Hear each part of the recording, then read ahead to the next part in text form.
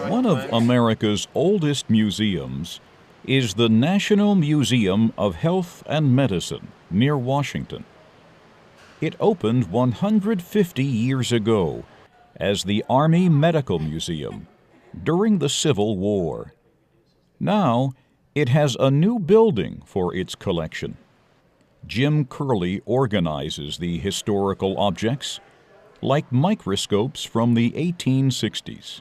What I find so significant is any given thing, they each have a very unique and interesting story, and that's one of the great opportunities that I have in my job to be able to explore. The museum is especially popular with school children and health workers.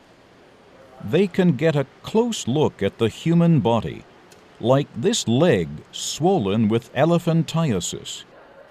The museum has 25 million objects, including more than 5,000 skeletons.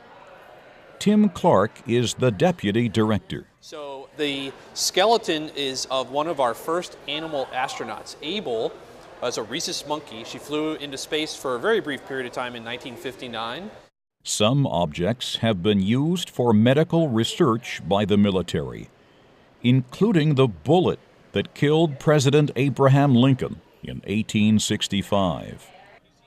Tim Clark says the museum teaches visitors about the medical discoveries of the military. It became the lessons learned from the battlefield that taught the next generation of physicians and surgeons at the time as the science of medicine was evolving rapidly.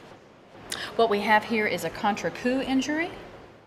The museum's public programs manager, Andrea Tschirkolk, is talking about an exhibit on brain injuries. This is something that we wanted to highlight through actual brain specimens that show these injuries so that people can visually understand what goes on with the brain and how it is changed and why we have these resulting behavior and function problems.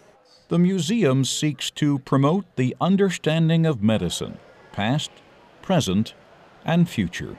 I'm Christopher Cruz.